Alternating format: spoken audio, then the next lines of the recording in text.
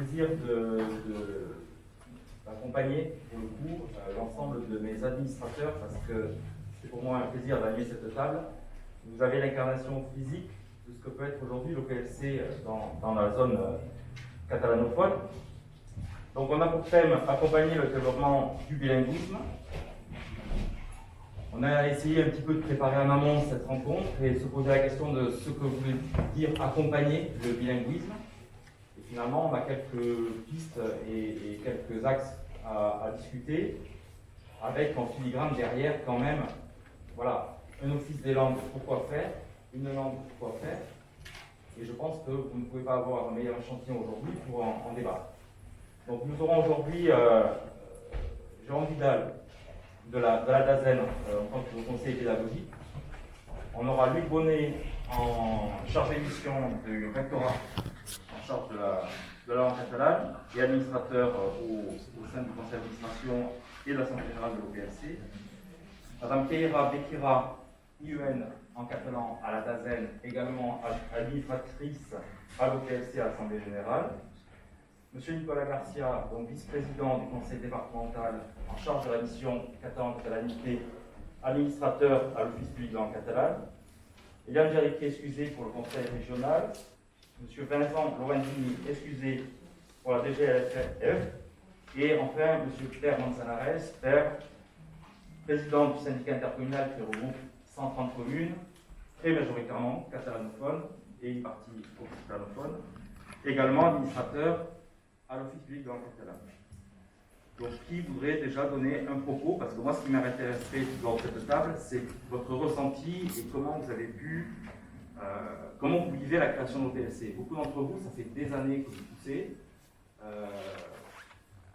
Alors, avant de voir pour vous quelle est la place que doit occuper l'OPLC, déjà, c'est cette naissance, comment elle a pu aboutir, peut-être revenir sur un minimum historique et voir quelles ont été les difficultés, et finalement, peut-être en prenant un certain temps, on a aujourd'hui des bénéfices sur une gestation qui a donné un peu plus que prévu. Moi, je veux bien ouvrir le bal, si vous voulez, dans ce bon état de tout temps. Mais peut-être avant deux propos liminaires, nous sommes bien d'accord. Le sujet, c'est accompagner le développement du bilinguisme. Alors, d'abord, savoir d'où nous parlons, et ensuite, de quoi parlons-nous. Alors, d'où nous parlons, pour ma part, je suis chargé de mission académique pour l'enseignement du catalan. Le décret de 2001 qui parle de la mise en place des conseils académiques des langues régionales parle pour cette mission-là également de coordination de l'enseignement de langues régionales dans l'académie. Alors, dans les faits, ça correspond aux missions de NIPER. C'est ce qui a écrit ici devant moi, mais ce n'est pas tout à fait ça parce que l'IPR, devant, il y a écrit IA, qui veut dire inspecteur d'académie et ensuite inspecteur pédagogique régional. Bon. Alors, dans les faits, c'est les missions de l'IPR. Les missions de l'IPR, quelles sont-elles? C'est la mise en œuvre de la politique éducative dans les classes et dans les établissements. Alors, la politique éducative, comme son nom l'indique, c'est de la politique. Et la politique éducative en France, elle est décidée par le président de la République. Elle est mise en musique, disons, par le ministre de l'Éducation nationale. Et à notre niveau de fonctionnaires de l'Éducation nationale, ou de cadres de l'Éducation nationale, nous sommes des exécutants. Nous mettons en œuvre donc, cette politique nationale, éducative, et dans le cas de l'Académie de Montpellier, la politique éducative académique. Donc finalement, d'où parlons-nous? Autour de cette table, il y a des fonctionnaires de l'Éducation nationale, et ensuite, il y a des représentants des institutions politiques qui, eux, sont issus du suffrage universel. Et voilà, donc c'est quelque chose que je voulais préciser. Et ensuite, de quoi parle-t-on? Peut-être dans le second tour de parole.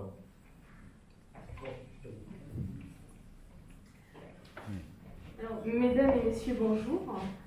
Je suis ravie de poursuivre avec vous la réflexion engagée depuis hier sur le bilinguisme, même si nous savons tous que cette question ne date pas d'hier et Hélène Goual a très bien décrit la situation et qu'elle a effectivement un ancrage historique, culturel et territorial très fort.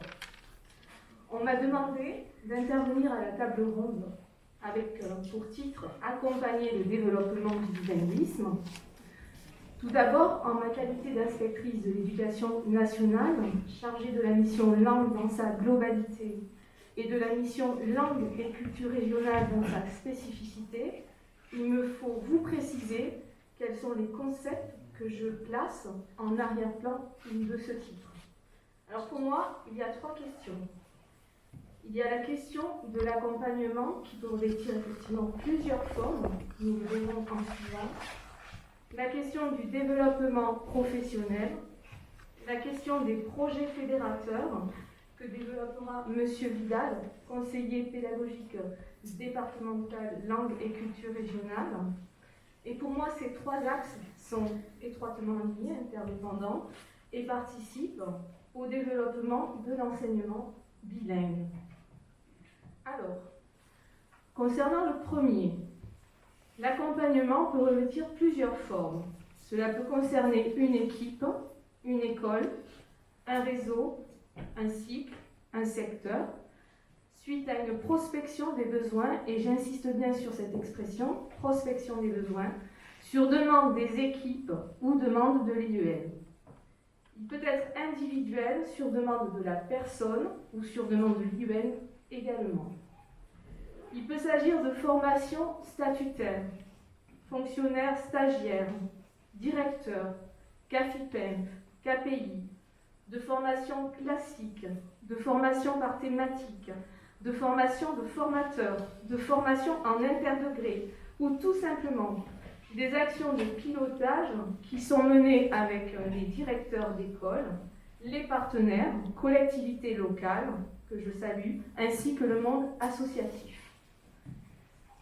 Concernant l'enseignement bilingue sur le département des Pyrénées-Orientales, si la philosophie est commune à tous, je prêche les convaincus, à savoir que nous sommes tous persuadés de la plus-value de l'enseignement bilingue, l'offre de formation départementale est diversifiée.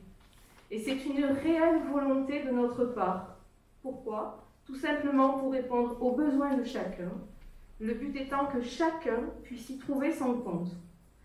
Cette année, nous proposons une animation pédagogique intitulée « Enseigner la résolution de problèmes en classe bilingue » en lien avec les fondamentaux. Une animation qui est déployée dans toutes les circonscriptions du département, qui sont au nombre de 8, donc la mienne, Tourat, Ably, Roussillon, Ribéral, Céré, Prades, Perpignan 1 et Perpignan 2. À cela s'ajoutent 3 stages à destination des enseignants bilingues, intitulés « Favoriser la compétence à communiquer chez les élèves bilingues et évaluer ». Ces stages permettent d'accompagner la mise en place du baromètre linguistique, un outil que développera M. Vidal dans sa présentation. Ces stages permettent de développer et de valoriser les compétences professionnelles des enseignants bilingues, eu égard à leur spécificité, de favoriser les échanges et la cohérence dans les cursus. Sont mis en place des ateliers de pratique linguistique à raison de 9 sessions de 2 heures. Voilà. Une action de formation également intitulée « Préparation à l'habilitation », on en parlait tout à l'heure, à l'enseignement du et en catalan en classe bilingue. Et enfin, enseigner le catalan en tant que langue vivante en élémentaire ou éveil en maternelle. Toutes ces actions de formation émergent d'une instance intitulée « Groupe départemental catalan » qui réunit des professeurs et des maîtres formateurs bilingues et qui sont rattachés à des écoles ayant des publics différents, qui peuvent effectivement relever de la ruralité, du réseau d'éducation prioritaire, renforcé et autres. Notre souhait serait d'ouvrir cette instance à nos partenaires, je pense notamment à l'OPLC, à Canopé, à la PLEC, voire d'autres, et nous y travaillons. Concernant le deuxième axe, je souhaite parler du développement professionnel et plus précisément des rendez-vous de carrière, ce que l'on appelait autrefois les inspections, et de l'accompagnement qui vient en amont ou en aval de ces temps d'observation au sein des classes et d'entretien. Car vous le savez tous, le cœur des réacteurs, ce sont bien les classes, et ce qui n'a pas lieu dans la classe n'a pour moi tout simplement pas lieu. Pour moi, les objectifs qui me semblent importants de retenir et qui incombent de manière directe au personnel d'inspection prennent au corps, on va dire ça comme ça, en 4 verbes: écouter, rassurer, conseiller et encourager. Et en une seule phrase, passer des savoirs implicites à des savoirs explicites en compétences. Pourquoi ? Parce que nous enseignons tous des compétences, des savoir-faire, des savoir-être, une expertise dont ils n'ont pas forcément conscience. À nous, personnel d'inspection, de les révéler pour les aider à en prendre justement conscience. Je vais prendre un exemple très concret. J'ai effectué l'an passé un rendez-vous de carrière dans une classe non bilingue d'une école élémentaire de ma circonscription qui s'apparente à un collège, avec un cursus bilingue. J'ai donc observé 2 séances. Il y a ensuite le temps d'entretien, et à l'issue de ce temps d'échange constructif, de dialogue constant, j'invite la personne à passer l'habilitation. On en a encore parlé tout à l'heure. Cette personne l'obtient et suite aux opérations RH de mouvement, obtient un poste d'enseignante bilingue dans une école maternelle de ma circonscription. Par tout un travail d'accompagnement, et je tiens à le souligner parce que pour moi c'est très important, par tout un travail d'accompagnement de l'équipe pédagogique en place dans cette école. Non seulement, et aussi par le travail de suivi de M. Vidal, et parce qu'elle a vécu un rendez-vous de carrière qui lui a permis de s'exprimer par rapport à ces compétences-là qui étaient cachées, tout ce travail d'accompagnement, non seulement, si vous voulez, cette enseignante a été capable de se projeter en qualité d'enseignante bilingue, mais qui plus est, d'ouvrir le champ des possibles, parce qu'elle a exercé, elle exerce en maternelle. Elle a donc transféré les compétences.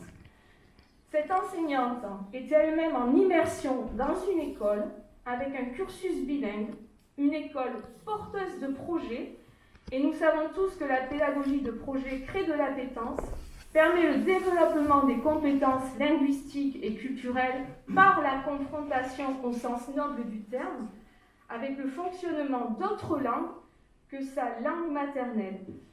Je laisse donc le soin à Monsieur Vidal, si vous me le permettez, Monsieur Lissot, d'apporter son expertise de terrain, puisqu'il effectue un accompagnement précisé. Donc je laisse le soin à M. Vidal de développer le 3e axe, la pédagogie de projet. Merci. Merci.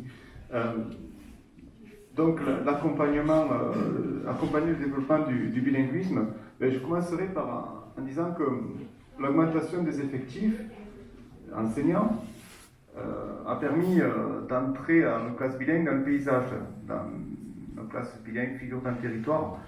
Et ce paysage, elles sont présentes un peu partout dans le département. On a parlé hier de 40 et quelques écoles, donc voilà.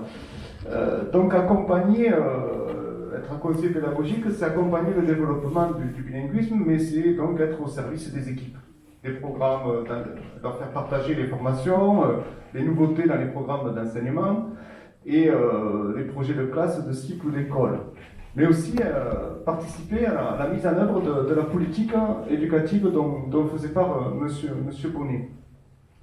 Donc, on a une augmentation importante des classes, on a une certaine norme, et finalement, des classes spécifiques rentrent dans la norme. Et bien, mon travail, c'est qu'il y ait une normalisation de la spécificité. Normalisation, ça ne veut pas dire uniformisation. Voilà, donc ça c'était important, et c'est donc aider les nouvelles structures et les plus anciennes face aux défis d'aujourd'hui, qui sont un espace connecté, des personnels en mouvement, des familles aussi, des programmes qui changent, de nouvelles exigences, voilà. Donc ce travail-là est important et il nous faut, à nous, c'est accompagner les classes bilingues pour qu'on puisse raccrocher à la fois toute l'évolution que l'on constate sur le terrain dans l'ensemble des départements et de France et la spécificité, faire vivre la spécificité. Alors je vais vous parler de deux exemples. Le premier, ça va être un outil qu'on a créé, c'est le baromètre linguistique. Le voilà. Alors c'est un petit livret, on a fait une version en ligne aussi, elle est disponible que sur Magistère pour l'instant, mais on verra ce que l'on peut faire. L'objectif était déjà historiquement, le travail vient d'une adaptation locale du thermomètre linguistique, qui est un outil qui a été utilisé notamment par les calandrettes, mais qui est surtout très important en Catalogne Sud, avec 400 ou 500 écoles qui l'utilisent, mais il ne nous convenait pas. Donc, comme il était, donc on a travaillé avec les personnes justement qui ont créé cet outil pour le modifier. On a appelé ça le baromètre linguistique. Voilà. Donc, pour la petite histoire, le baromètre, parce que le thermomètre, ça n'allait pas très bien au niveau de la traduction, on préférait le mot baromètre qui était plus sympathique. Voilà, pour nous c'est important. Pourquoi? Parce qu'on a des outils concrets. Les enseignants, il leur faut des outils concrets. Mais c'est également, on donne une place à l'évaluation. On évalue autour de quatre thématiques dans ce petit livret. Et donc, c'est pour les familles, pour les enseignants, pour les enfants. C'est la reconnaissance en classe bilingue, on fait des choses sérieuses. Voilà, donc ça, c'est très important. Je remercie quand même Canopé qui nous a aidés et pour le PREC, qui est un organisme associé, qui nous a permis d'imprimer ce baromètre. Et pour les enseignants, moi je trouve que ce qui est intéressant, c'est qu'on les considère en tant qu'experts, spécialistes. Et donc, on casse un peu ce cliché qui parfois nous colle un peu trop à la peau. C'est l'aspect classe à tendance avec un petit peu de folklore, etc. On est vraiment dans un travail bilingue de la langue, avec une approche culturelle, parce que Madame Gaulle l'a souligné, et ça c'est important. Voilà. La deuxième action, donc un outil adapté qui permet d'accompagner les enseignants, donc une évaluation, on espère faire le numéro 2, ça c'est cycle 1, cycle 2. Je n'oublie pas que ça a été fait avec les collègues de la mission maternelle aussi, donc c'est un travail qui est quand même de longue haleine. Le deuxième, c'est une action portée par le département. Le département, avec ses bibliothèques départementales, sa médiathèque, a mis en œuvre un prix du livre vivant et ils ont tenu à ce que celui-ci soit dans les deux langues. Donc, concrètement, ceux qui connaissent les incorruptibles en français, c'est la même chose, sauf que ça existe, les incos, c'est en catalan également.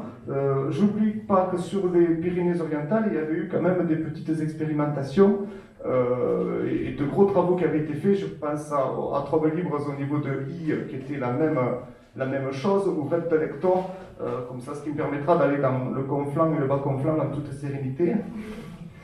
Voilà, donc bon, voilà. Mais le département, il faut les féliciter. Ils ont lancé cette activité, ce travail. Donc pour nous, c'est un travail de longue haleine parce qu'il faut faire une présélection, mais après, tout est à créer. Donc là, on a l'APLEC qui nous aide pour faire les enregistrements audio avec Canopé, j'y reviens. Et nous, groupe catalan, départemental catalan, eh bien, on essaye de faire des ressources. Des ressources en lien avec nos injonctions qui sont la lecture et littérature, donc lire, dire, écrire. Et si on lit, on dit et on écrit, bien forcément on communique. Donc on fait de la langue. Voilà, donc là on a cet exemple-là, parce que notre objectif, c'est que nos classes bilingues soient à la pointe de ce qui se met en place au niveau de la politique nationale. Ça, c'est vraiment très important. Je pourrais citer d'autres exemples, je laisserai Luc Bonnet en parler, c'est le concours académique de poésie, s'il le souhaite, puisque c'est vraiment un concours académique, et là aussi, ce sont ces projets-là qui valorisent un peu l'enseignement, qui accompagnent le développement du linguisme. J'en citerai un autre, et peut-être c'est une idée au PLC, c'est la méthode de lecture. La méthode de lecture, aujourd'hui nous travaillons avec Madame Pêche qui travaille donc professeur à l'INSPE, à la FDE, faculté d'éducation, autour d'un embryon de méthode de lecture. C'est absolument nécessaire qu'il y ait une méthode de lecture bilingue. Mais une méthode, voilà, donc ça, nous n'en avons pas. Quand je vois les publications que font nos collègues basques, bon, c'est impressionnant. Donc là vraiment, on a cet objectif-là aussi. Voilà, moi j'en ai terminé. Je n'ai pas d'autres points à travers ces deux exemples.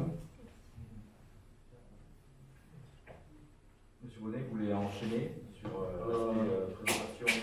Oui, enfin, donc, je pourrais effectivement faire le même descriptif comparable au niveau des actions de formation, d'accompagnement, etc., des personnels du second degré. Je répondrai aux questions éventuellement. Je voulais, après mon premier propos liminaire sur la diversité des intervenants à cette table ronde, donc d'un côté des fonctionnaires de l'éducation nationale, de l'autre côté des représentants des élus des collectivités territoriales, c'était pour répondre à la question d'où parle-t-on et ensuite de quoi parle-t-on. C'est une table ronde est faite pour échanger finalement. De quoi parle-t-on? Accompagner le développement du bilinguisme. Alors si on parle de bilinguisme, c'est un fait de société. C'est un fait de société qui concerne l'individu, qui concerne la communauté, et dans la société, l'école n'est pas seule. Voilà, donc ça tombe bien. On est réunis autour de cette table les représentants de l'école et les représentants de la société, de l'organisation de l'État, autour des collectivités régionales, départementales ou locales. Si on parle d'enseignement bilingue, là, effectivement, si on considère que le bilinguisme, c'est l'enseignement bilingue, là, effectivement, l'école est au centre de nos préoccupations.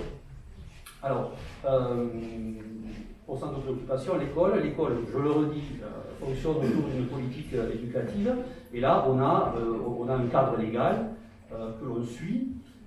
Les enseignants suivent les programmes officiels, soit dans le premier degré ou dans le second degré.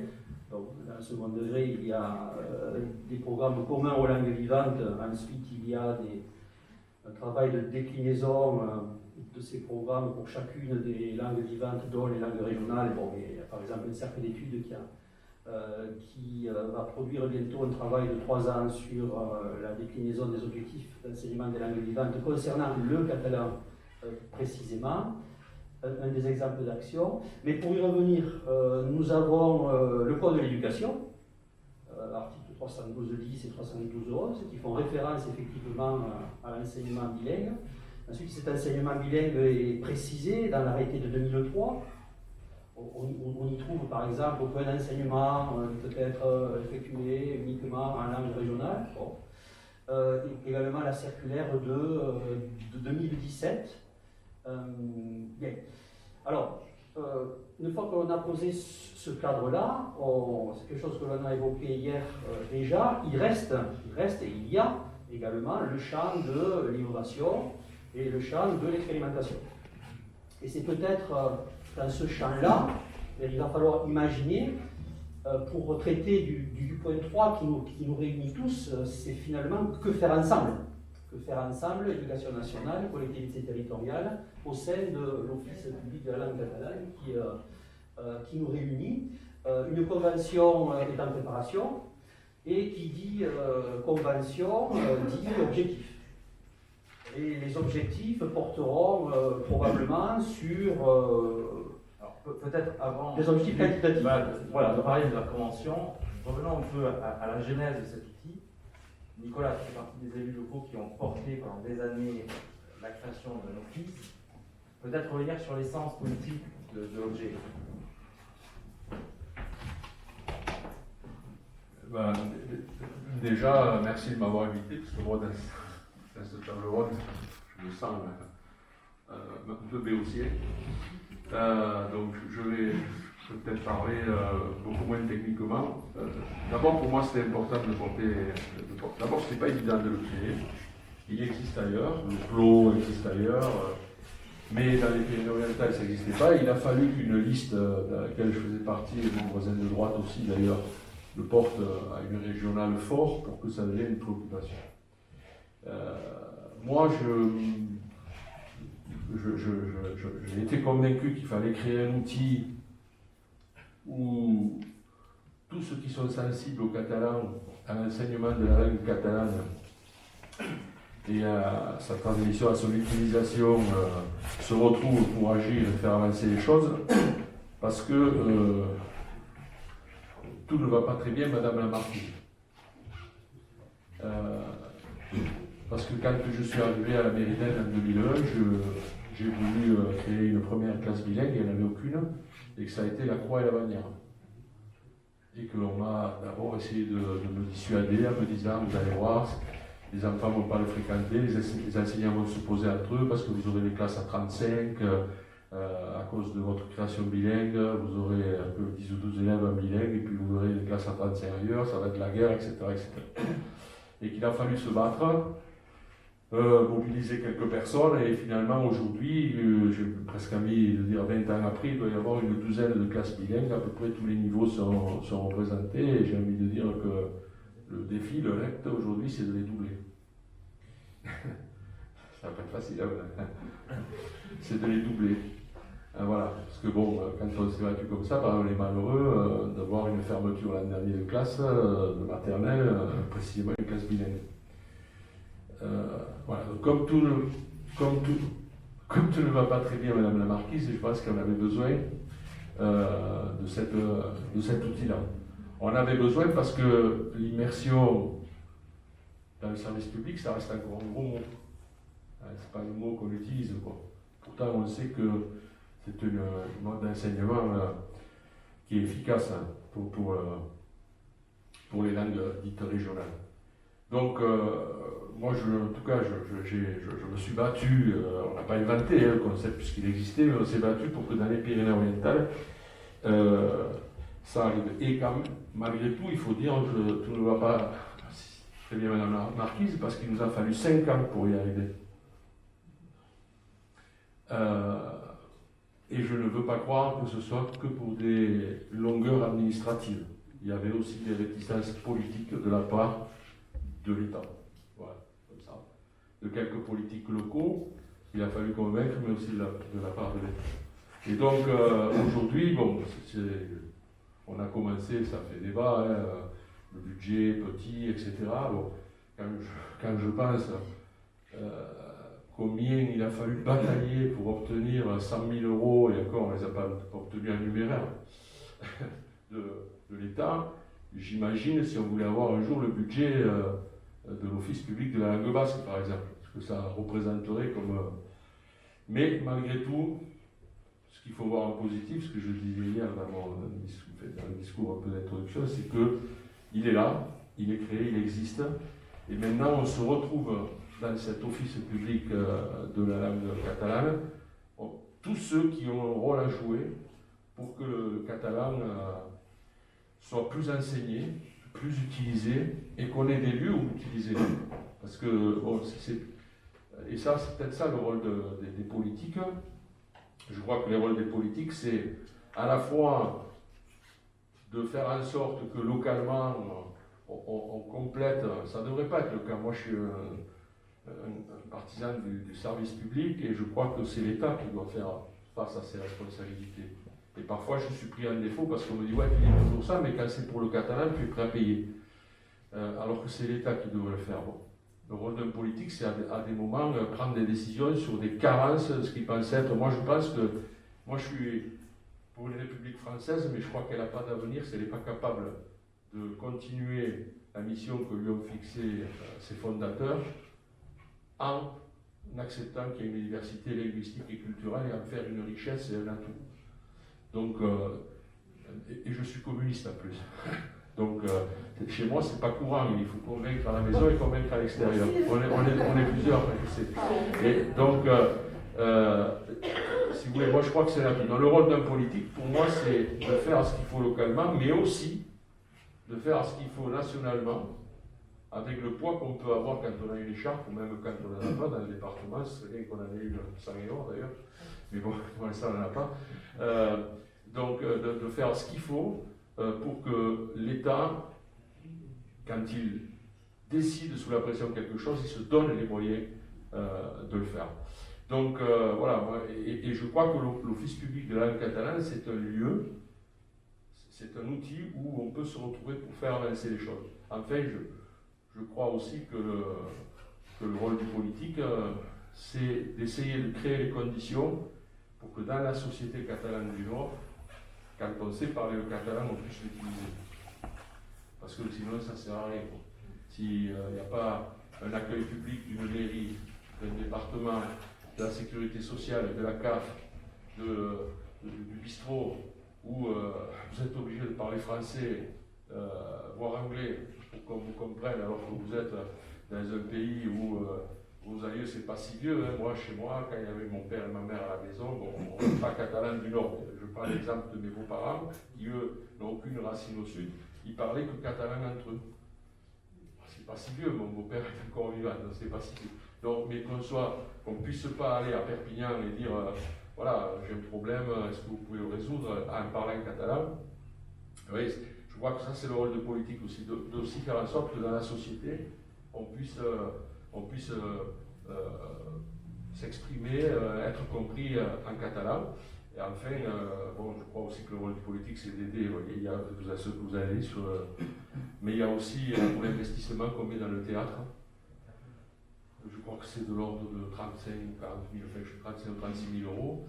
Et donc, voilà, c'est aussi ça, c'est parce que c'est par le spectacle vivant. Bon, et quand j'étais jeune aussi encore, je n'ai pas pu reprendre le truc. Dans ce précédent mandat, on avait vu avec l'Institut du cinéma à Barcelone et on faisait une fois par mois du cinéma en catalan à N. Bon, c'était presque de l'intégrisme parce que l'idée c'était que le scénario, le match, c'était tout, ce soit tout du catalan, mais c'était du volontarisme en fait, que vraiment, voilà, on y allait. Voilà, moi je crois que c'est ça un peu le rôle du politique et c'est le rôle qu'on doit jouer, que l'OPLC doit jouer. Il faut, je crois, bon, vous êtes obligé de. Mais je crois que tout ne va pas très bien, il faut aller de l'avant. C'est pas normal que Canopé soit menacé, c'est pas normal que ce qu'on a fait dans le cadre de la loi Scanner, comment il s'appelle, pour que le catalan soit mis. Blanquer, excusez-moi. Voilà, voilà. Donc ça veut dire que c'est pas gagné. Et ça veut dire que si on veut passer le niveau au-dessus dans un département, il n'y en a pas 50 comme ça. On a une langue qui est parlée par 5, 6, 7, 8 millions de personnes en Europe et qui est la langue officielle d'au moins 2 ou 3 pays. C'est important. C'est très important. Merci Nicolas. Père, on te connaît ici beaucoup sur la casquette de militant, après 40 ans de militantisme associatif. Ce qui est intéressant, c'est que lors des dernières élections municipales, tu as basculé sur un mandat municipal et tu as aujourd'hui la présidence d'un organisme qui réunit 130 communes. Donc j'aurais tendance à vouloir te demander à toi, alors pas de porter la voix des associations, parce que c'est plus ta casquette aujourd'hui, mais d'après toi, qui les connais bien, et certaines sont présentes encore dans la salle, qu'attendent les associations de l'OPLC pour favoriser le bilinguisme à l'école? Quelle est la place de l'associatif au sein de l'OPLC aujourd'hui en l'état? Moi, je crois que la place du mouvement associatif au sein de l'OPLC doit être centrale. Centrale. Parce que les associations, c'est à la fois les premiers demandeurs, les premiers usagers, les premiers destinataires de cette politique pour la promotion du catalan. Les demandes de création d'une office public de langue catalane, elles sont lointaines. Et ce sont les associatifs qui ont été les premiers demandeurs. Donc ils attendent tout, mais tout ne sera pas suffisant. Alors si vous le permettez, moi, je ne vais pas vous parler de pédagogie, d'accompagnement pédagogique, de stratégie pédagogique. Ça, c'est les professionnels qui sont en première ligne qui le font très bien. Moi, je vais enchaîner sur les propos de Nicolas Garcia et je vais vous parler de ce que pourrait être un accompagnement du bilinguisme en général, et pas que du catalan, hors les murs. Et en ce sens, je pense que je vais répondre, ou je vais souscrire à l'intervention de Marie-Jeanne dans la table ronde antérieure qui disait mais en dehors de l'école, s'il n'y a pas une présence de la langue, ben, il manque un chaînon essentiel. Et beaucoup de choses vont rester vaines. Alors, que peuvent faire, je parlerai essentiellement du premier degré, puisque c'est la compétence des communes. Et je représente un syndicat de communes. Le conseil départemental peut parler au nom des collèges, manque le chaînon de la région pour parler des lycées et de l'université éventuellement. Alors, pour le premier degré, les communes, ou bien elles font le minimum syndical, et elles se limitent donc à de la logistique et à pourvoir les classes de dotation financière et pour les maternelles d'Adsel, point barre. Tout le monde le fait. Moi, je crois que les communes qui veulent donner le coup de pouce nécessaire pour l'enseignement des langues et surtout du bilinguisme, elles doivent aller au-delà, mais bien au-delà. Alors, quels sont les outils et quelles sont les modalités d'intervention qu'a en main une commune?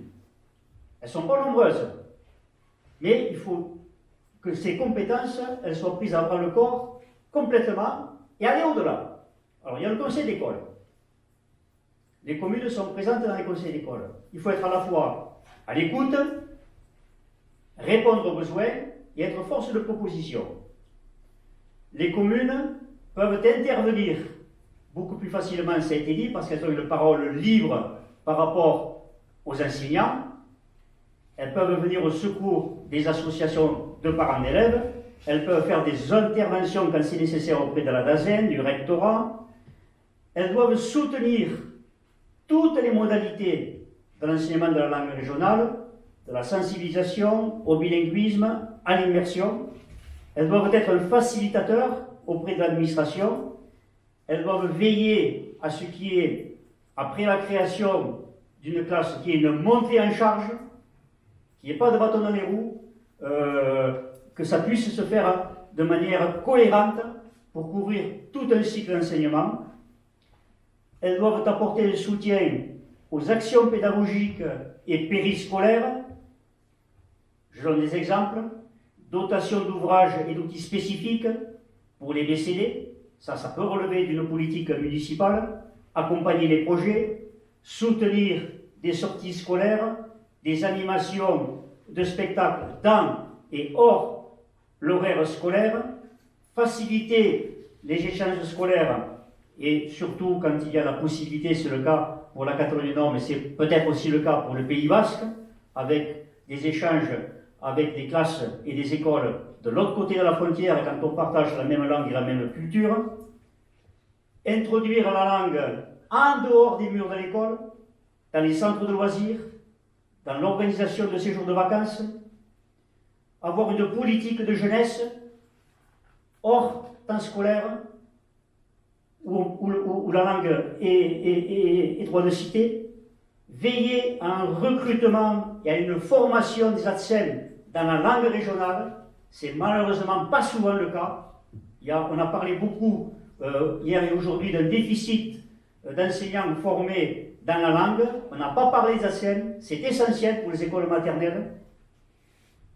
Et enfin, ça va être mon dada, c'est qu'il y ait une présence hors les murs dans la vie sociale. Il faut absolument sortir l'usage de la langue du confinement des 4 murs de la salle de classe. Il faut que les enfants soient en possibilité d'être en présence de situations authentiques.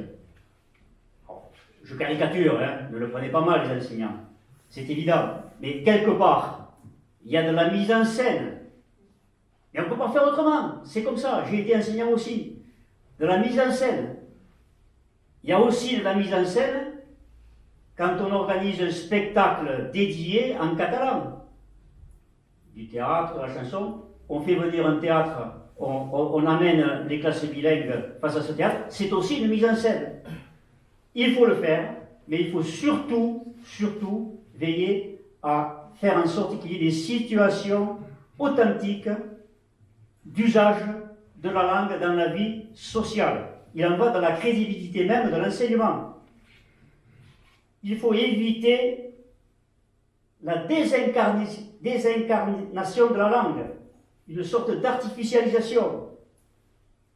Donc, rechercher des situations authentiques, et ça passe par une politique volontariste des collectivités, des communes, et également d'un conseil départemental, d'une communauté de communes, d'une région, de faire en sorte que, comme le disait Nicolas Garcia, l'usage social de la langue soit effectif.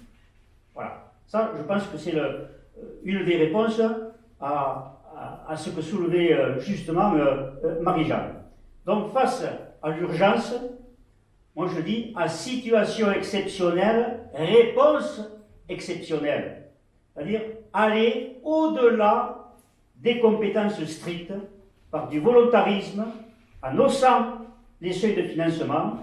Alors on peut parler de coefficient de rattrapage, on peut citer et rappeler Henri Jourdan en 1981, récupération historique, mais je pense que ça passera par là. Sinon, on continuera, non pas à mouiller dans le vide, mais à faire en sorte que l'enseignement des langues régionales soit un serpent qui se mord de la queue.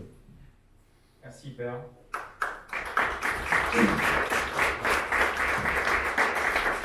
Peut-être donner la parole au rectorat et à la SDEN. Dans le souci d'accompagner le développement du bilinguisme, on avait compris que vous étiez des représentants qui, à titre personnel, souhaitaient cet élargissement du bilinguisme. À quel titre vous pensez que l'OPSC peut vous aider dans votre mission d'agent de l'État? À titre personnel et institutionnel. Une petite précision qui fera plaisir à Monsieur le maire d'Aisne, ici au titre de vice-président du conseil départemental, mais qui est aussi le maire d'Aisne.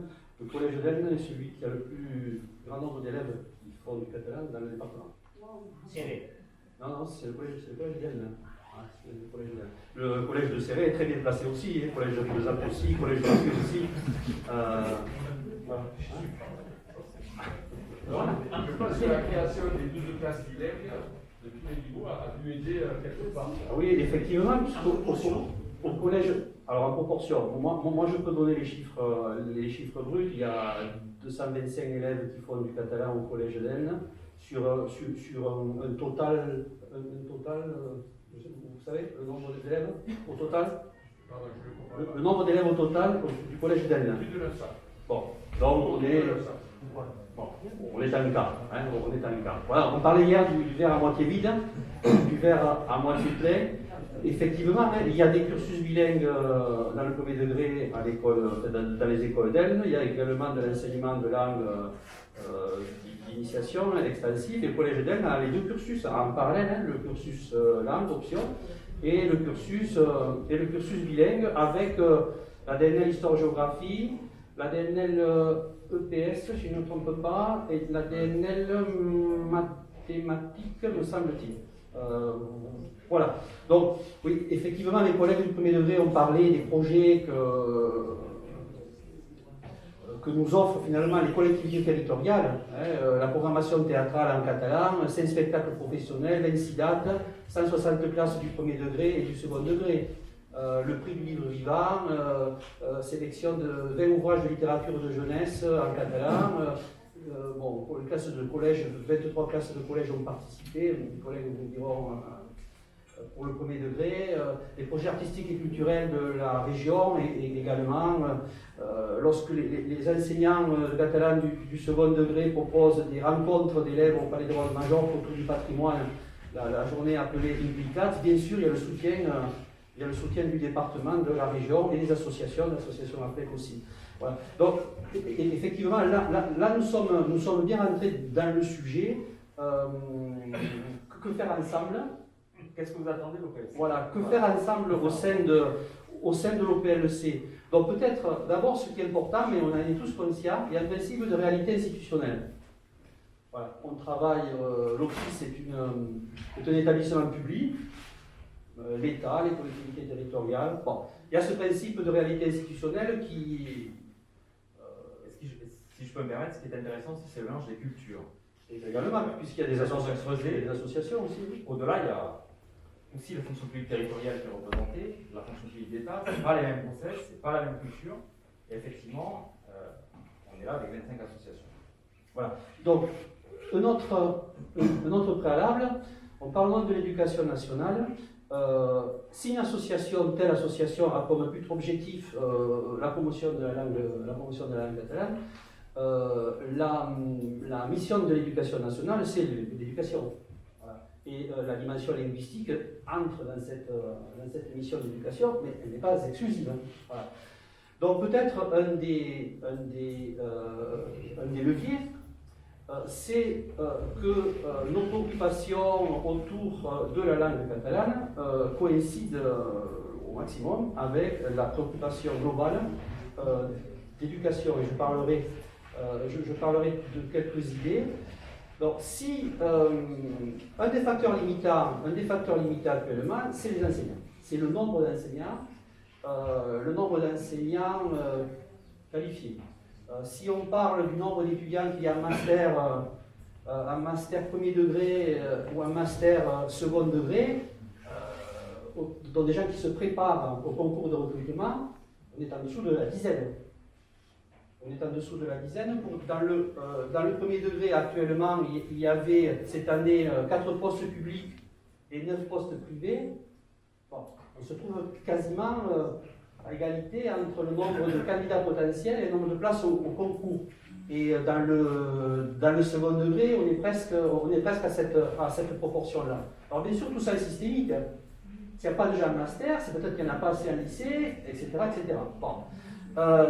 Mais là où les collectivités territoriales peuvent nous aider, c'est aider les étudiants, inciter les étudiants à suivre, par exemple dans le second degré, de quoi avons-nous besoin? On a besoin, là, c'est urgent, c'est vital, c'est essentiel, de professeurs de DNL, et surtout d'histoire-géographie, de discipline dite non linguistique, c'est-à-dire l'histoire-géographie enseignée, support de l'enseignement bilingue. Donc il nous faut des professeurs capables d'enseigner l'histoire-géographie dans les deux langues et de mettre en œuvre justement cette valeur ajoutée de l'enseignement bilingue. Voilà. Donc il nous faut des étudiants formés. L'idéal serait des étudiants issus de nouveaux cursus catalan histoire. Voilà. Alors là, là, il serait intéressant de travailler sur la motivation et la motivation. Et pour vous, concrètement, comment l'OPLC peut agir pour qu'il y ait plus d'effectifs en lycée? Alors ça je parle pour le moment. Ce qui est le plus urgent pour nous, c'est des enseignants. Là, d'autres offices ont proposé des bourses d'études. Voilà. Donc je pense là que ce serait essentiel, autant pour le premier degré que pour le second degré, de mettre en place des bourses d'études. Alors avant de parler du lycée, il faut parler du premier degré, il faut parler du collège. Bon, on peut, j'ai parlé d'un principe de réalité, les missions plurielles d'éducation nationale. Hier on a dit que l'enseignement des langues régionales est facultatif pour l'État et pour les familles. Voilà. Donc peut-être une des pistes, ce serait de faire glisser les langues régionales sur des créneaux obligatoires. Voilà. Alors, nous y sommes sur les DNL. L'histoire-géographie est un enseignement obligatoire. D'accord? Si on fait un enseignement d'histoire-géographie bilingue, eh bien, voilà. Là, c'est une façon de faire glisser la langue régionale sur des créneaux obligatoires. Et ensuite, ça veut dire modifier la loi. Ah non, mais là, ça ne modifie absolument pas la loi. C'est un cadre qui existe actuellement.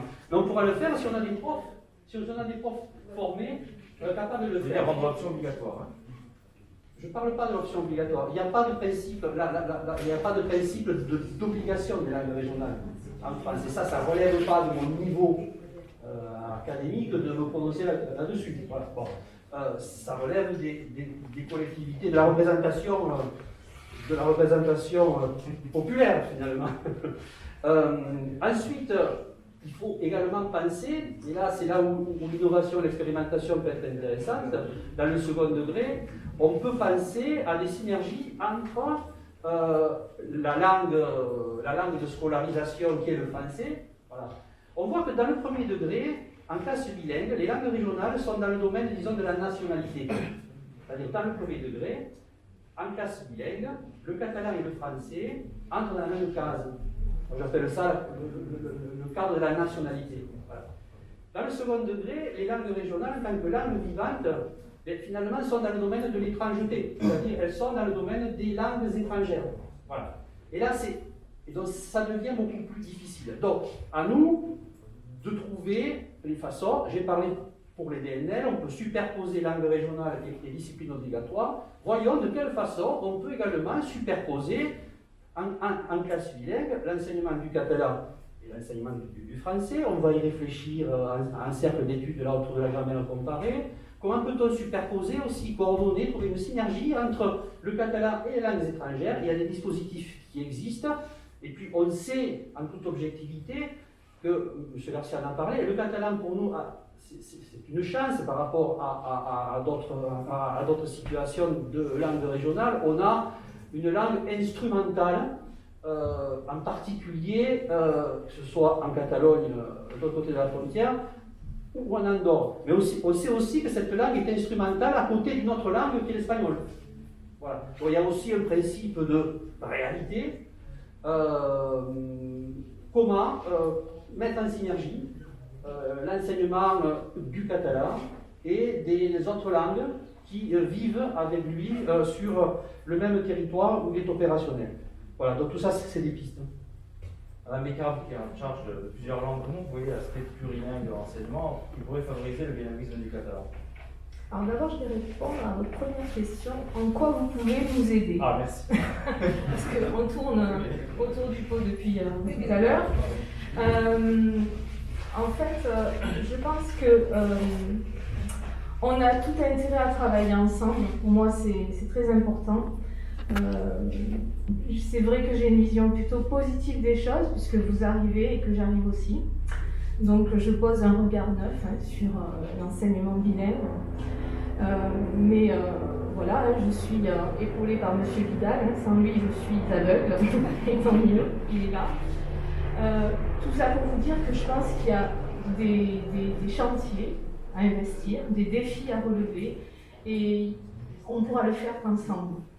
Donc moi j'attends de vous que vous puissiez, déjà comme je l'ai proposé au tout début de mon propos, que vous puissiez effectivement intégrer le groupe départemental catalan pour nous aider à analyser nos forces, nos faiblesses, croiser les regards, croiser les expériences, assister à des séances de classe avec nous, voilà, pour que vous puissiez avoir aussi une lisibilité très fine de toutes les modalités qui sont effectivement en place sur notre département, pour qu'on puisse un petit peu comme, alors je sais que vous l'avez déjà ce conseil scientifique, mais qu'on puisse effectivement prendre de la hauteur par rapport à ces différentes modalités et essayer de trouver des points de convergence plutôt que des points de divergence. Donc moi j'ai plutôt tendance à dire qu'on est sur, et je l'ai déjà dit hier, sur une belle dynamique. Il y a certes un historique fort, voilà, il y a eu des points de crispation ou autres, mais moi j'ai envie de partir sur quelque chose de très positif avec ce travail avec vous, M. Tissot, puisque vous incarnez le PLC et toutes les associations.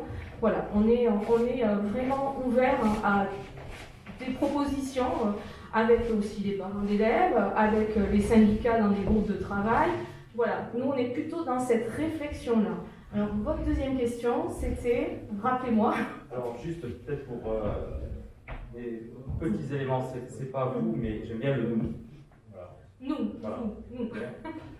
Et après, je n'incarne pas forcément le PLC, Non. et je m'assure le crayon pour vous amener, vous ensemble, sur un chemin qui va favoriser l'objectif. Alors vous êtes mon interlocuteur privilégié, Voilà. on va dire ça comme ça. Ma deuxième question, elle relevait des langues. Voilà. M. Bonnet a évoqué des pistes d'innovation. On a compris qu'il fallait inventer des choses si on voulait avancer pour favoriser le bilinguisme. Vous qui êtes en charge de la gestion administrative, alors je ne sais pas si j'utilise les bons termes pour l'éducation nationale, mais en tout cas, qui est sur des thématiques plurilingues, à l'éducation nationale, comment vous voyez les choses pour favoriser le bilinguisme en catalan, peut-être en prenant appui sur d'autres langues, et ça, c'est à vous de nous expliquer. Oui, effectivement, moi je suis, comme je vous l'ai déjà dit hier, aujourd'hui, en charge de la mission langue en général, langue vivante étrangère, langue et culture régionale, et EILE, anciennement ELCO, langue et culture d'origine. Donc effectivement, moi j'ai une approche très plurilingue par rapport à l'apprentissage des langues. Je suis moi-même linguiste puisque je parle anglais, je parle allemand et arabe. Et j'apprends le catalan en cours du soir, le mardi. Je fais de la publicité pour la CLEC, le mardi de 18h à 20h à l'université. Voilà, donc je suis aussi dans une posture d'apprenante.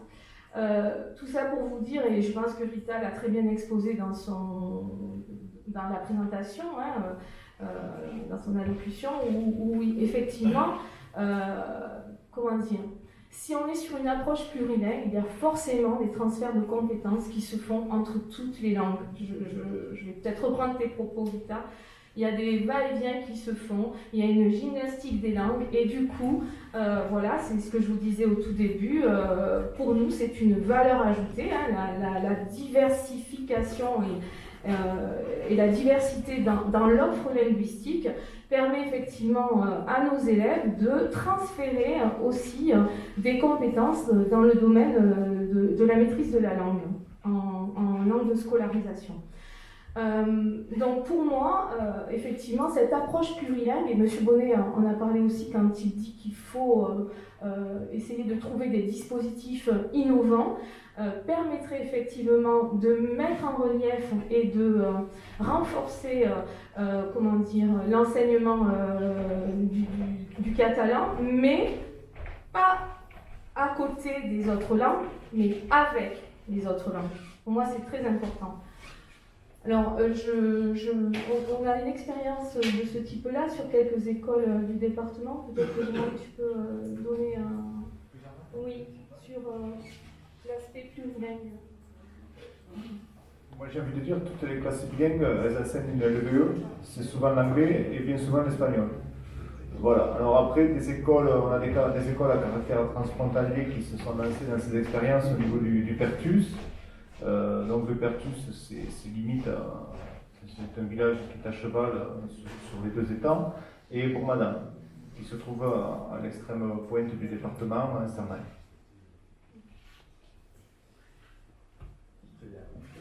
Peut-être une précision importante sur la différence premier degré, second degré. L'offre de catalan dans le premier degré est collective et non concurrentielle. C'est-à-dire quand une classe, quand le maître, quand il est prévu que la classe fasse catalan, la totalité des élèves font du catalan. Et il n'y a pas, le catalan n'est pas la place d'autre chose, ni en classe bilingue, ni hors bilingue. Voilà. Dans le second degré, c'est des dispositifs individuels. Et on regroupe dans une classe les élèves qui ont choisi en amont. Et il est toujours concurrentiel. Voilà, donc le contexte est bien différent. Et quand on observe des ruptures de continuité, un des facteurs est celui-ci. Il y en a d'autres. Un des facteurs est celui-ci. Voilà, c'est ce que je voulais préciser. Peut-être un point, ça a été dit cet après-midi à de nombreuses reprises, nous manquons parfois d'enseignants bilingues formés. Moi je crois que nous sommes nombreux dans cette salle à avoir vécu plusieurs temps d'apprentissage. L'enseignant n'est pas enseignant bilingue catalan. Vous venez d'en parler, à part mes grands-parents, mes arrière-grands-parents qui connaissent la langue, qui étaient des locuteurs natifs, je ne suis pas un locuteur natif. Donc j'ai réappris.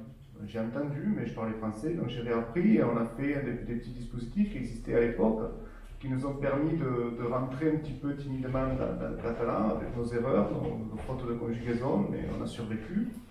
Et un beau jour, on s'est lancé en classe bilingue, et une fois qu'on a fait le mouvement, ben, ça y est, c'est fait, c'était validé, et donc pas moyen de faire demi-tour.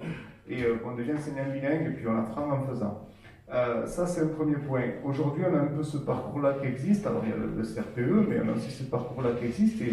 Et une première urgence, moi j'aime bien, en catalan on a les castells, vous savez, les castellers ils font pigne, donc ils font les tours humaines, moi j'aime bien le rugby aussi, et quand on pousse en mêlée, il faut que tout le monde pousse ensemble.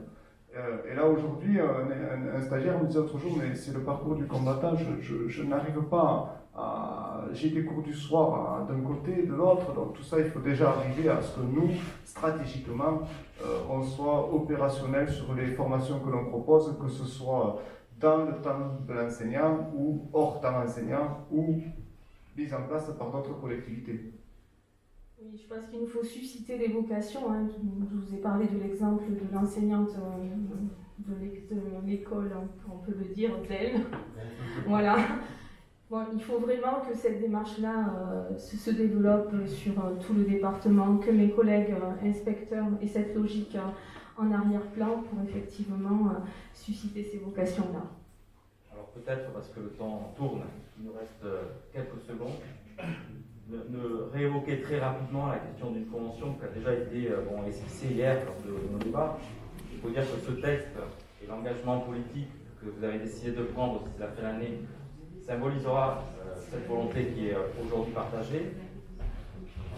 On revient rapidement sur la démarche pour dire que voilà, on réunit des groupes de travail aujourd'hui et moi j'ai battu un record dans ma course, on va dire, de fonctionnaire territorial. J'ai battu un record, on a fait une réunion de 7 heures. On a fait une réunion ensemble de 7 heures pour poser les bases de l'acte pour ensuite le travailler collectivement. On avait des plateaux repas, je rassure. Hein. Mais voilà. Et je vous remercie, vous, rectorat d'Assen, pour cette vision des choses à travers le PLC. Et peut-être pour conclure, Nicolas connaît aussi la vision du département ou même du niveau municipal, qui peut être, elle, comme ville, investie sur la catalanité. Et ce qu'attend le politique et la culture territoriale d'un outil de cette nature.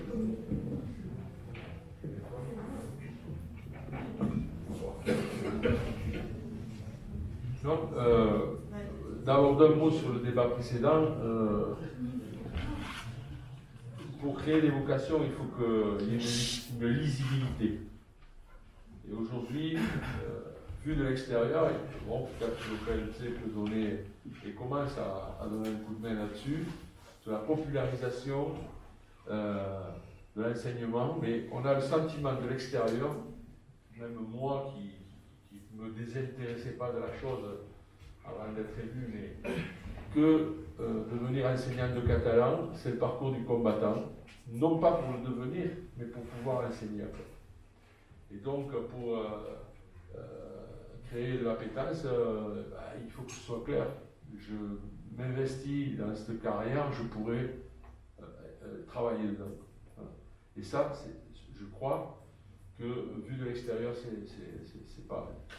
Ce n'est pas clair, ce n'est pas lisible pour quelqu'un qui doit choisir, faire un choix à un moment donné.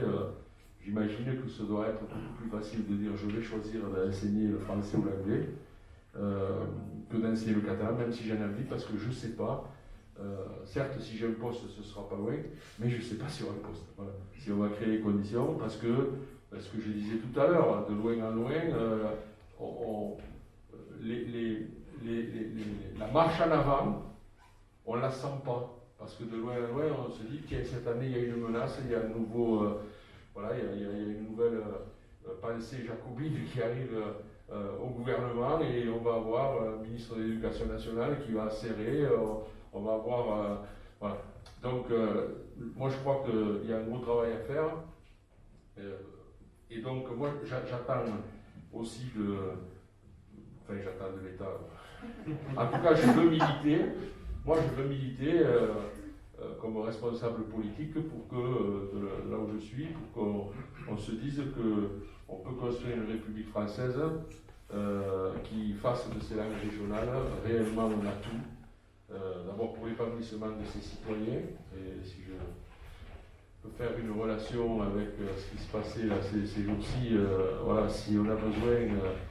Si on peut enseigner la langue de nos pères, si on peut apprendre la langue de nos pères par l'éducation nationale et non pas par le confessionnel quel qu'il soit, c'est mieux. Quoi. Voilà. Donc moi j'attends, je me bats pour que cette République-là puisse exister avec ses richesses, que l'État se donne les moyens de le faire, dans le cadre de la politique éducative. Et comme conseiller départemental j'espère qu'on va essayer on aura des élus locaux, des collectivités territoriales comme des départements ou les communes, qui vont optimiser leurs compétences et peut-être faire en sorte que le budget, par exemple, pour l'enseignement, pour la culture catalane, même si si j'ai incité la présidente à le recentrer sur l'éducation, je me suis fait taper dessus par la dimension folklorique un petit peu, mais comme on n'avait pas beaucoup de moyens, on était entre 250 000 et 300 000 euros, ce qui représente en gros 0,5% du budget du département. Et si on y ajoute un peu l'investissement sur les structures bilingues, bord des routes, etc., on va dire que ça ne dépasse pas 1%. Je crois qu'il faut que là-dessus on se batte beaucoup plus. Et donc beaucoup plus pour l'enseignement. Je crois qu'il faut qu'on recentre vraiment sur tout ce qui est enseignement, transmission de la langue, utilisation et usage de la langue, et peut-être l'aide à la formation de tous les points publics où on sera capable d'accueillir le public en catalan et où la personne qui apprend le catalan pourra l'utiliser ou qui parle le catalan pourra l'utiliser. Voilà. Je crois que c'est peut-être le rôle du département, et l'OPMC sera l'outil que nous emploierons tous ensemble, les associatifs, les élus, mais réellement que ce soit le lieu où tous ceux qui réfléchissent à faire avancer l'enseignement, la culture, la transmission de la langue catalane se retrouvent, réfléchissent et optimisent les politiques publiques là-dessus.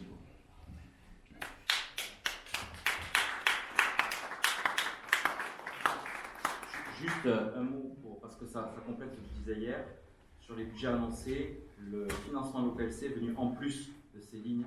Oui. Voilà. On arrive au terme de nos 2 journées de travaux. Je voudrais remercier tout le monde, les participants, membres des associations, les institutions, les élus, les représentants des délégués langue catalane du département, de la région, les représentants des communes, les inspecteurs, conseillers pédagogiques, représentants de rectorat, d'ASEN, le directeur de l'office public, tout le monde. Et donc dans un contexte un petit peu compliqué, mais on y est arrivé. Et je veux laisser la parole pour clore cette 34e édition du colloque de la Flarette au tout nouveau président de la Flarette, réélu pour un prochain mandat depuis hier. Thierry. Voilà, donc en reprenant à tous, membres de la Flarette, je voudrais remercier Alain et toute son équipe, parce que sans son équipe, on ne peut pas, sans une équipe. Remercier tous les acteurs institutionnels qui ont permis la tenue de ce colloque, qui l'ont soutenu financièrement, tous les intervenants. C'était pas évident des fois pour voilà, quand on a eu des mots forts, et donc chacun a pu tenir son rôle. Alors c'est toujours un colloque de la Flarette, c'est toujours un espace d'échange où on se ressource comme ça, et ça fait du bien d'écouter ce qui se passe sur un territoire, sur un autre. On apprend beaucoup, et après on revient riche de cette expérience. Et finalement, notre diversité et notre solidarité font notre force. Donc ça, il faut vraiment rester sur cette ligne. Alors ça fait près de 40 ans qu'on a refusé de faire le choix entre l'enseignement public et l'enseignement 2 et en langue régionale. On nous proposait à un moment de partir sur l'associatif. On a dit non, c'est dans le public que ça doit se passer. Quand on regarde les chiffres, sur 93 000 élèves qui sont, quand on parle par exemple du paritaire ou de l'immersion, 93 000, les 3 quarts, c'est l'enseignement public. Donc, c'est pas ce monsieur Scanner, qui va nous changer la donne, et je crois qu'on est en train on a démontré, alors là je reviens sur le sujet que j'ai abordé hier, on est en train de démontrer que finalement on peut les faire reculer, même s'ils sont campés sur leur position. On a pu les faire reculer, on a pu leur faire ravaler tout leur discours et changer. Moi j'ai encore sous les yeux la lettre du Lazel, les deux, celle d'avant, celle d'après. comme quoi c'est possible, et donc je crois qu'il faut saisir ce moment préélectoral pour les faire infléchir leurs décisions. Alors, nous avons acté deux choses lors de ce colloque. En CA, au niveau de la FLAREC, de nous rencontrer dès le 24 février. Le lieu n'est pas encore complètement fixé, mais on peut imaginer que ça soit en Flandre, par exemple, chez vous là-bas. Et c'est froid, non, en février, chez vous? D'accord. Et donc, pour améliorer et pour enrichir notre communication interne, et aussi pour enrichir cette communication par des supports très concrets en direction de nos publics, c'est-à-dire d'abord les parents. Je l'ai répété plusieurs fois, il faut donner envie pour que cet enseignement soit choisi par les parents, en direction de nos élus locaux, territoriaux, de nos élus nationaux, pour les aider à comprendre mieux, à percevoir mieux tout cela. Et puis on a acté aussi, alors ça s'est passé sur une table hier soir au fond du restaurant, on a acté le fait que nos 4 représentants des offices publics ont émis le souhait ou l'idée, pour l'instant parce qu'ils doivent en référer, bien sûr, le souhait de se mettre un peu plus en réseau et de créer des échanges d'expérience, de retours d'expérience par rapport à ce qu'on fait pour la formation des enseignants au Pays Basque, ce qu'on fait chez vous, en Catalogne, etc. Donc, soyons réalistes et nous attendons peut-être de vos travaux que vous nous aidiez à cibler à la FLAREC 2-3 points, ou 4 ou 5, qui pourraient faire l'objet d'amendements avant, en cette période électoralement peut-être plus favorable, avec ces fenêtres de tir qui s'ouvrent, pour infléchir un petit peu cette politique dure de Blanquer. Et donc c'est peut-être un peu le moment de travailler, enfin c'est encore plus mieux le moment de travailler ensemble entre office public et FLAREC, pour faire remonter tout ça. J'ai une demande à te faire, on ne va pas attendre 14 ans pour revenir, parce que vous nous manquez trop. C'est pas possible ça. Et dernière chose, je vous donne rendez-vous, pour ceux qui voudront ou pourront, le prochain colloque, puisqu'on annonce toujours le prochain colloque, qui aura lieu sur l'île de la Réunion, à cette même époque. Alors pourquoi l'île de la Réunion? C'est pas pour ses plages, c'est pas pour ses montagnes, pour ses volcans. C'est tout simplement parce que se déroulera en octobre 2021 la 2e édition des États généraux du multilinguisme dans les Outre-mer. Alors la première édition avait lieu en 2011 en Guyane, et donc tous les 10 ans, toutes ces langues ultramarines, alors il ne faut pas oublier que quand on parle de 75 langues de France, il y en a une soixantaine qui sont ultramarines, et donc il nous a semblé important d'aller prendre aussi, de se ressourcer par rapport à ces problématiques qui sont parfois un peu plus complexes que les nôtres sur ces langues vernaculaires, et en même temps de montrer ce qui se passe en métropole, donc d'avoir ces échanges. Donc je pense que ça va être très intéressant, et puis de coincer quelque part un ministre ou deux, donc j'imagine que ça sera l'occasion de les rencontrer là-bas et de leur faire entendre ce qu'on a envie de leur dire. Voilà, merci à tous et bon retour dans vos territoires.